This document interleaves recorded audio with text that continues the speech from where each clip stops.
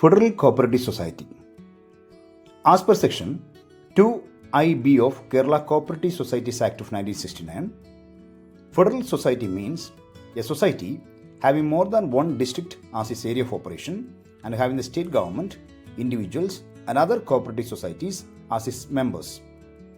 But the number of individual members in the society shall not exceed 25% of the total membership in the society. ഒന്നിൽ കൂടുതൽ ജില്ലയിൽ പ്രവർത്തന പരിധിയുള്ള സംസ്ഥാന government, വ്യക്തികൾ, മറ്റ് സഹകരണ സംഘങ്ങൾ എന്നിവ അംഗങ്ങളായിട്ടുള്ള ഒരു സംഘം എന്നാണ് ഫെഡറൽ സൊസൈറ്റി കൊണ്ട് ഉദ്ദേശിക്കുന്നത്.